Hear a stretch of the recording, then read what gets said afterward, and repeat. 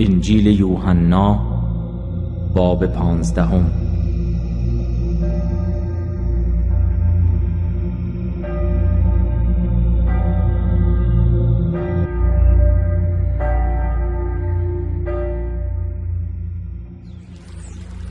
چو تاک حقیقی منم بر بشر، بود باغبانم خدای پدر.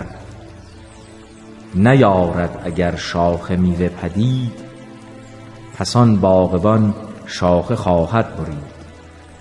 ولی گر شود شاخه ای بارور، شود پاک تا بردهد بیشتر.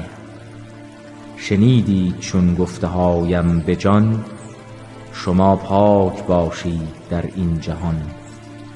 بمانید در من و من در شما، نیارد برر شاخه گردد جدا. شما شاخه هستید و من همچو تاک، بمانید در من که باشید پاک. اگر من شوم در شما برقرار، بود میوه های شما بی شمار. اگر شاخه گردید از من جدا، شود خشک و سوزاند آن را خدا. بماند کلامم اگر در شما، کنم آنچه خواهید فوراً عطا. جلال پدر در من است آشکار، فراوان اگر میوه آرید بار. به شاگردی من کنید افتخار، چو بر من محبت کند کردگار. چو کردم محبت بسی با شما، بمانید در مهر من پا به جا. به احکام من گر شوید استوار، بمانید در مهر من پایدار. که من هم نمودم ز روی بصر، مراعات حکم خدای پدر. بمانم به مهر پدر استوار، چو گشتم ز سوی پدر رهسپار. نمودم بدینسان کلامم بیان، که کامل شود شادی پیروان. که حکمم بود این به نوع بشر، محبت نمایید در یکدیگر. بدانسان که کردم محبت به نوع، ز روی صفا و رضا و به طوع. نکرده کسی این چنین در جهان، که جان را نهد در ره دوستان. نخوانم شما را از این پس غلام، که ارباب تنها شناسد به نام. ولیکن شما را بخوانم چو دوست، نمایم کرم هرچه خوب و نکوست. بگفتم شما را کلام پدر، شدید از جلال خدا بهره ور. شما خود نگشتید نزدم روان، شما را بخواندم من ای پیروان.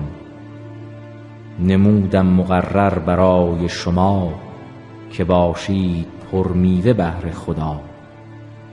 بماند همان میوه ها پایدار، ببینند از آن رحمت کردگار. شما را کنم حکم بار دگر، محبت نمایید بر یکدیگر. جهان گر شما را نماید جفا، مرا دشمنی کرده پیش از شما. نباشید چون زین جهان فسون، کند دشمنی با شما دهردون. نمودم شما را چو من انتخاب، به دنیا از آنید اندر عذاب.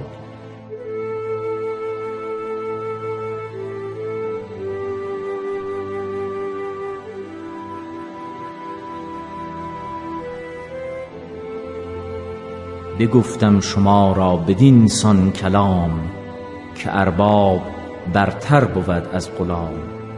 مرا گر نمودند رنج و عذاب، شما را بود حال دیگر خراب. چو کردند اجرا کلام مرا، نمایند اجرا مرام شما. ولیکن چو نامم به روی شماست، شما را به دنیا بسی رنج هاست. چو مردم گرفتار اهریمنند، خدای فرستنده را دشمنند. نبودم اگر با بشر هم کلام، بشر بود وارسته از انتقام. بهانه ندارید لیکن کنون، چو هستید در گمرهی سرنگون. هر آن کس که دشمن شناسد مرا، بود دشمن ذات پاک خدا.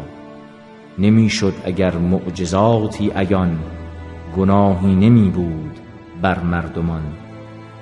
ولیکن چو دیدند و دشمن شدند، قدم در طریق شقاوت زدند. شریعت نوشته بر این قوم پند، که بیهوده مردم مرا دشمنند. ولیکن چو روح القدس در رسد، به نامم به دنیا شهادت دهد. که آن روح صادر شود از پدر، فرستد همان را به دنیا پسر.